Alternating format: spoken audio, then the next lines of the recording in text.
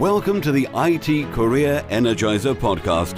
For anyone who wants to build and grow a career in IT, develop and improve your strengths and skills, be inspired and motivated by the successes of others, manage your career progression, and achieve your IT career goals.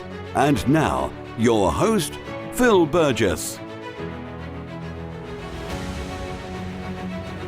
Welcome to episode 264 of the IT Career Energizer podcast.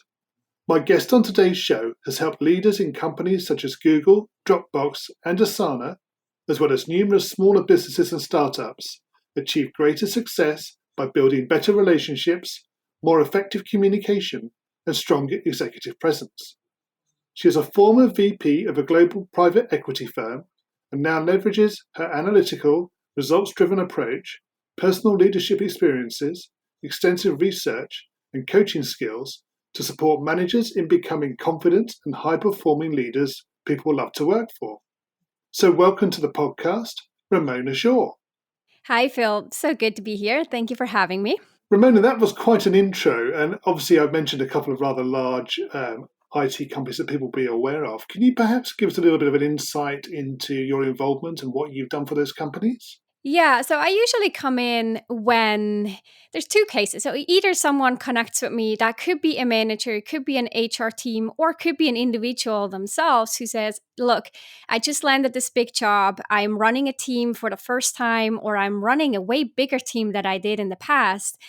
And I love someone who'd be a thought partner and who'd be a challenger along the way and the guide to help me get started on the right foot, right? To be set up for success from the get-go, because what we know is that a lot of managers in the beginning, unfortunately, fail or underperform. That's what's based on statistics and research. And that's what we can overcome and avoid when we do proper training and coaching and so forth. That's one. Or then the second is just when someone says, look, I know I'm doing this. I'm a little bit stressed out and I know I could do better. I know there are these areas that I receive feedback on. I don't quite know how to implement it.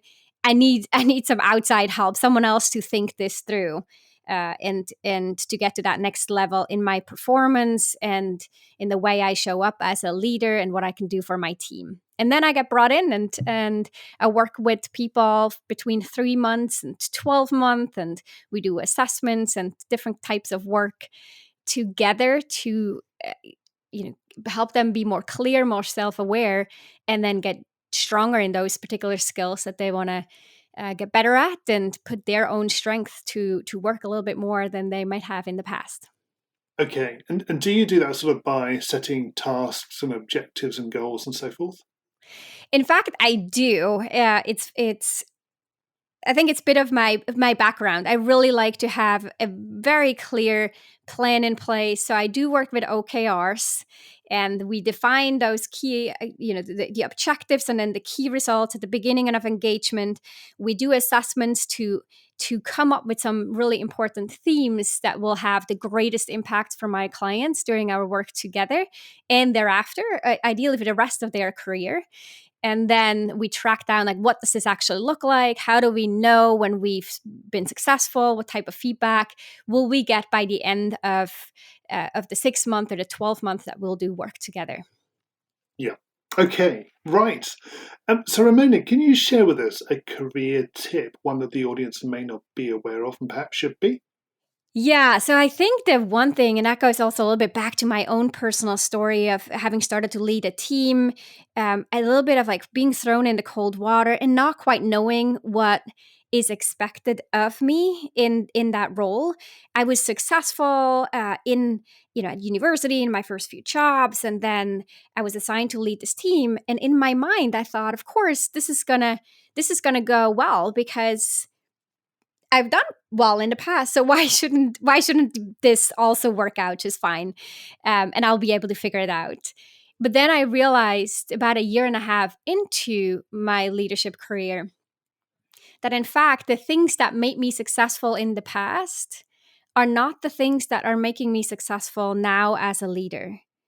And so that the career advice that comes from, I think I would say it's coined by Marshall Goldsmith, who's as a thought leader, an expert, and a best-selling author on the topic of leadership is that what got you here won't get you there. And I think understanding that what brought me to this new role and this new assignment or this bigger responsibility is not necessarily the same that will get me to the next level. And Yeah. once I made that shift, it just opened up so many things, and how I looked at my performance, how I looked at what I needed, what I should let go of, and what I needed to do differently, because I wasn't trying to keep doing what I've been doing in the past just because that gotten me results in the past. No, that's understood. Yes, and obviously, you take that into your own approach to helping other people with their careers. Yeah, exactly. A lot of it is, figuring out, especially for someone for coming from a technical background and having really strong hard skills, is to gain this awareness, or gain this understanding that what brought them to this career, maybe they're great problem solvers and their technical skills are really strong, right? And that made them an amazing individual contributor that got them really far. And then at some point, they will be selected as the one who will lead the team. And it sounds like a great opportunity, with a desirable career trajectory. And so, yes, I'll jump into that. But then in that moment, it's to recognize that actually the technical skills and the problem solving that has helped me in the past, that will not help me right now. Because if I become the problem solver, then I have a higher likelihood to be a micromanager. And there's a higher likelihood that everyone will run to me with their problems, when in fact, I need to be the leader who helps them solve their own problems. Right. So that's just one thing in developing soft skills and leadership skills, which will become so much more important. Yeah, it's definitely a different skill set, isn't it? And something obviously people tend to get moved into management or leadership roles because of their seniority or their experience in what they do, but it doesn't necessarily mean they immediately have the skills to be able to do that new role. Yeah, exactly. Exactly. And there is the assumption that by others, those around them who look at them and say, you were so good before, of course you'll do great here. And people think about themselves and have this own idea about who they are and how they've been successful in the past. And then they bring this assumption forward as well. And so I've worked with many leaders over and over, a year into their leadership career, when they call me and say, I don't know what went wrong, because I was really, really strong as an individual contributor. And now I'm just struggling. Yeah. And I don't understand why. What happened? It is really purely the fact that the requirements have shifted, and people around them and they themselves might not have acknowledged it to the extent that it would have been necessary. Yes, exactly. Good. Okay. So, Ramona, can you share with us your worst career moments and what you learned from that experience? Yeah. Oh, isn't it fun to go back to those? Yeah, so I'd say that for me, the worst career moment was when I went on maternity leave, for the first time. So I have 3 kids, and throughout my corporate career, I went on maternity leave and back into the professional world as a full time employee, and back out, and back in, and back out, and back in 3 times. And I learned quite a bunch during this time, and because it's a challenge, it is definitely a sort of a unique problem and challenge to have. And in the first time around, I came back and was faced with the situation that the person who was stepping in to my role during my absence loved my job and didn't want to hand that job back to me. Now, it sounds harsh, but really, this person came from the greatest intentions. She was doing a fabulous job, and she really was ready for this new responsibility. But what the challenge was for me is that I did not see this coming. I felt blindsided. I felt like unprepared to have this conversation in my mind, all the way through maternal leave, and then starting my first day back at work. The idea I had in mind was that I would step right back into my role. There would be a transition period, but then I would be back to where I was before. And that was a really sort of a hard pill to swallow, to realize, reality is actually different than what I had hoped it to be. Yeah, that's quite a difference, isn't it? Yeah. Yeah. Okay, so moving away from your worst moment, can you tell us a little bit about your career highlight to date? I think one of the highlights in my career was we were when I was working really closely with our technical team, our software team, our engineers, and we were developing at the time the first investor app in the private equity space. So this was an app, a native app that we've developed and we brought to the market to our investor base. And it was sort of a brand new tool and channel to communicate with our large investor base. And I think the reason why this was a highlight to me is because we were working so hard and we were working across three different continents, with times of really early meetings, really late night meetings. A lot of people got involved with fixing bugs last minute and making it all happen, and then having the launch and presenting it at our investor conference. It was a high visibility project, but it also was so rewarding because we put the work into it, and it was hard and difficult and challenging, and many moments of sweat and frustration. But then, sort of doing that hard work and working closely with others on a project that has real impact, I felt that was the most rewarding. And when I think Yes, back now, even right as doing this work and wanting to help people thrive in their career, it's because I think that those moments are just invaluable in our life. Those things that we remember forever when we get to work on something really hard and then we see it come to fruition. I think that's it, isn't it? It's that sort of fulfillment of that sort of end goal, if you like, and actually seeing it all come together. Yeah, exactly. Yeah. Okay, Ramona, can you tell us what excites you about the future of the IT industry and careers in IT in particular? Yeah, so I'm I want to say like as an outsider or observant of what I see working with technology companies and how they're looking at work, work of the future and careers in IT. To me, what's really exciting and inspiring to do this type of work is on one hand, obviously, what we right now deal with is the remote work environment and the flexibility that this creates in the workplace. That's one, but also what I'm noticing is that there is a way broader understanding and acknowledgement of required flexibility in the workplace. And what I mean by that is not everyone is suited to be a leader, right? So there are now all these organizations such as Amazon and Google, just name some of the big names, who have levels, and you can reach the next level regardless of whether or not you're leading a team. You could be an individual expert and reach the next level. And I think just that shift to create more flexibility in what a career looks like in IT is, and not necessarily having to be a leadership career for some people. That I find really interesting and a great development to see. And then, of course, all with technology and working in technology, allowing a lot more flexibility on where we work and how we interact with each other, and what type of innovations for the workplace and for any other areas in this universe we can put this to work. Yeah, I think you're right about the flexibility within the workplace as well in terms of what you can do.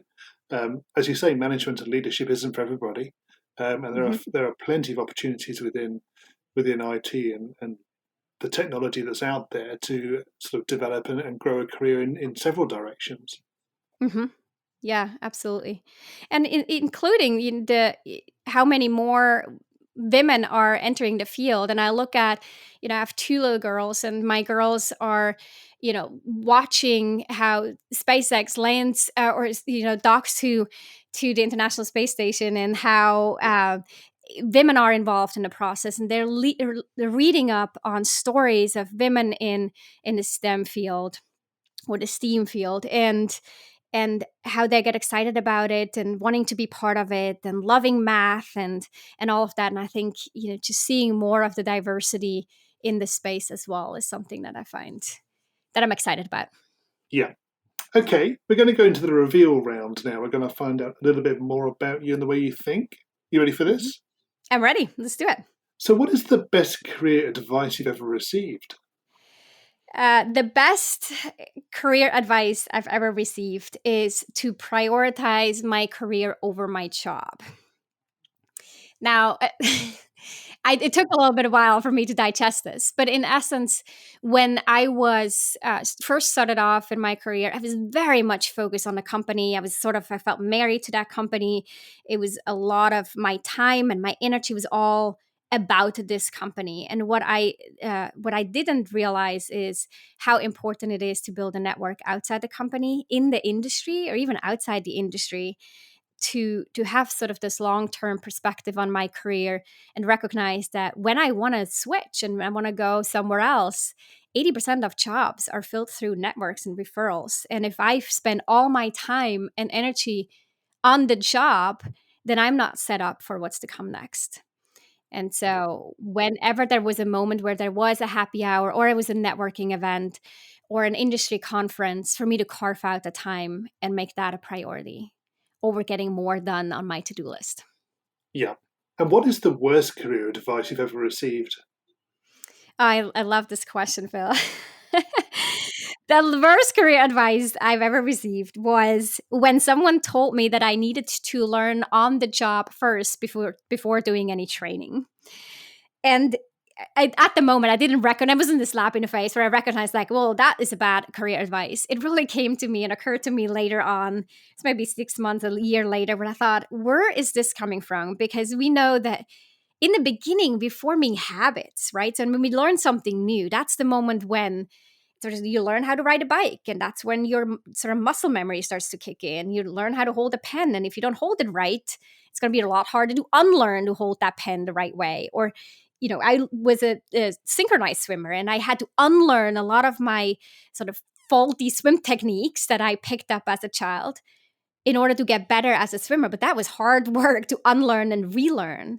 And so when we're early on in a situation where we have to develop new skills, be this hard skills or soft skills, that's the moment when you want to get training and want to look out and inside the job and look for best practices to adapt those so that you don't say yourself a year later and you figure out, gosh, what I did a year ago wasn't really the best practice. And now I have to Yeah. unlearn my habits and start over again. Yes, no, you're absolutely right. And if you were to begin your career again in today's world, what would you do? If I were to begin my career again in this world, I would, or in at this time, I would spend a lot more time on relationships.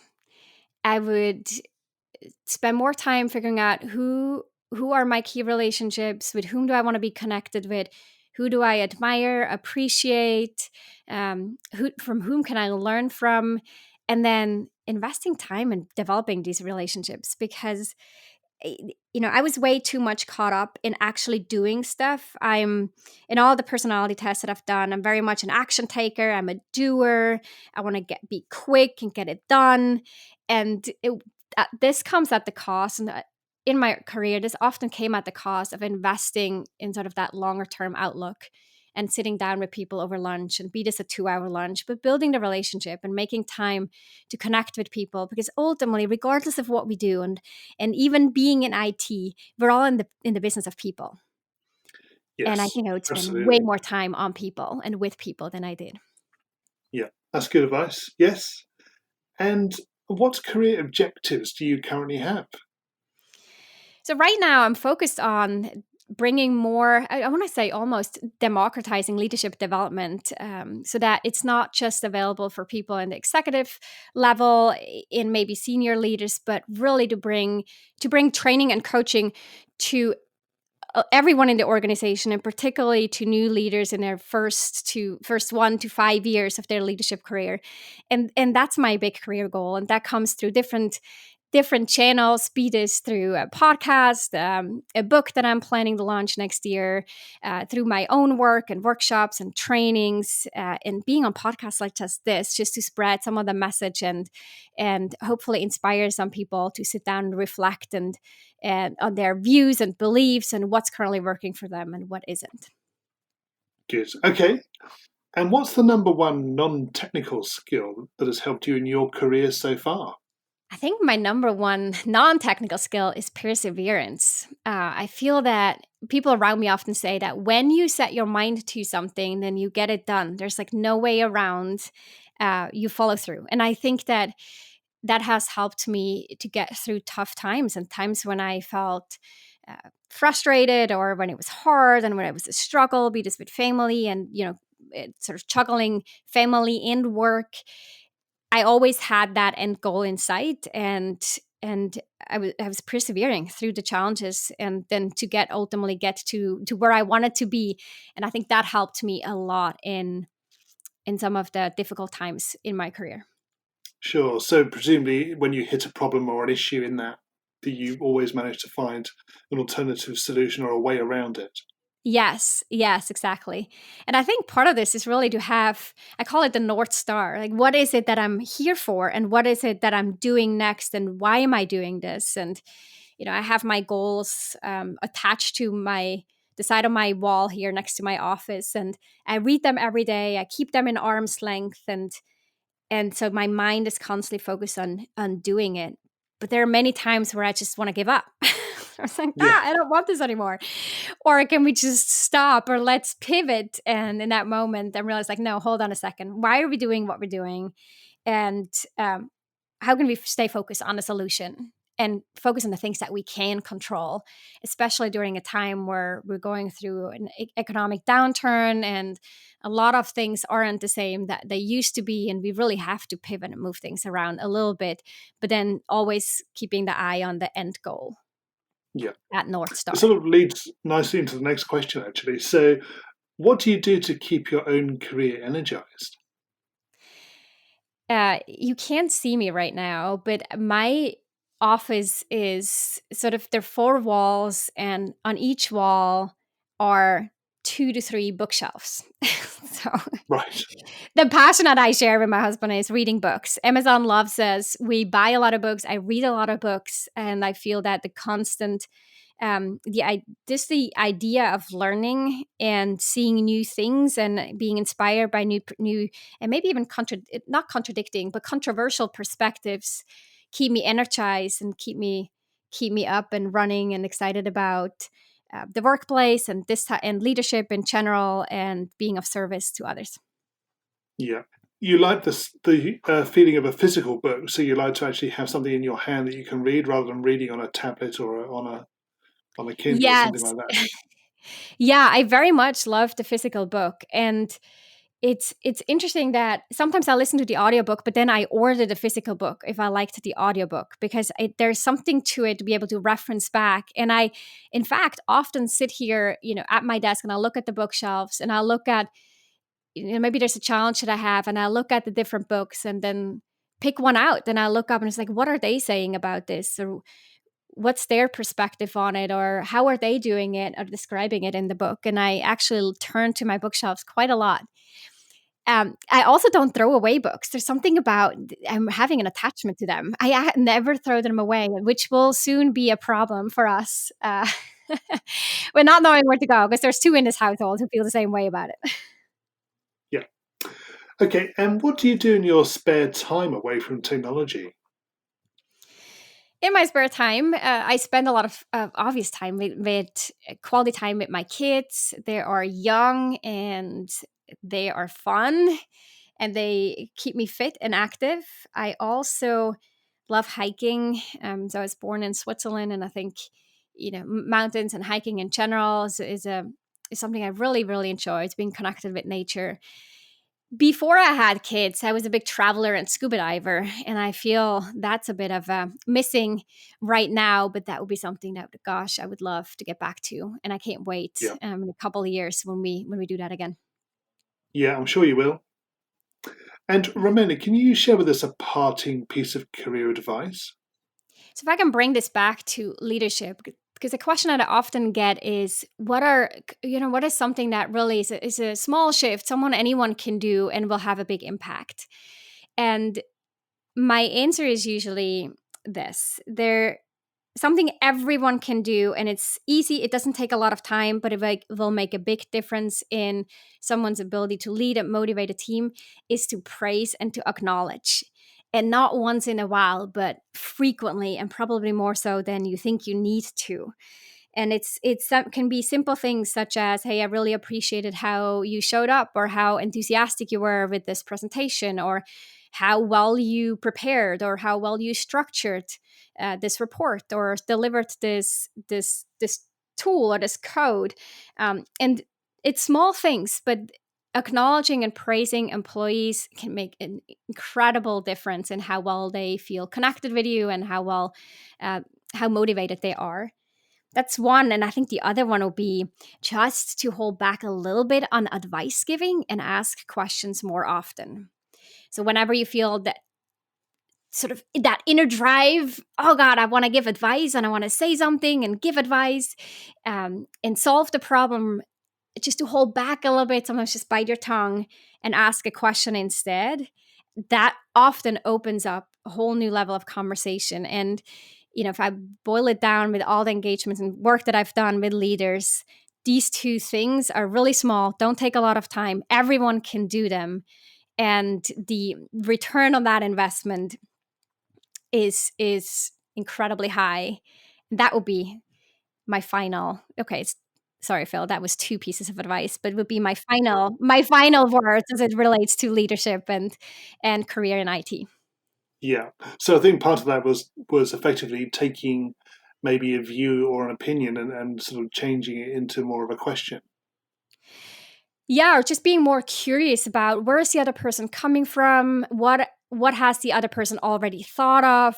Often we get asked of what would you do, or what should I do next? And I usually say, just turn it around and say, like, well, if I wasn't here, what would you do? Or what do you already know should be done? Yeah. Because people often know. There's a lot of times where they come in and they want to validate, or they want to hear your opinion first before really trusting their instincts or trusting their own expertise, especially when you're a leader. But that's the moment when I would turn around to, like, no, I trust you, and I know that you got something inside of you. So what would you do? What would you do if I wasn't here? And just hearing them out first, or being more curious about what the problem actually is before jumping in and giving advice. Yeah. Okay. And finally, what's the best way we can find out more about you and connect with you? Since we're doing a podcast here, I recently launched a podcast which is called The Manager Track, which can be found on the different podcast platforms, or my website, www.ramonashaw.com. And if you put /masterclass, you'll also get to see a free masterclass on what I call the 4 shifts to become a leader people love to work for. And I'll go deeper into some of the topics we touched here and others. And I think that'd be a good place to find out more about these type of topics that we talked about in this episode. Great. Excellent. Ramona, thank you so much for joining me on the podcast today. It's been great chatting with you. Thank you, Phil. I enjoyed it very much. Hi, Phil here again. Now, if you thought about being a guest on the show yourself, or you have somebody in mind that might be a good guest, please do let me know. You can reach me on Twitter, where I'm @PhilTechCareer, or you can find me on LinkedIn, or you can even contact me through the website, which is itcareerenergizer.com. Thanks again for listening, and have a great week. Thanks for listening to the IT Career Energizer podcast. To find out more about building a successful career in IT, visit itcareerenergizer.com.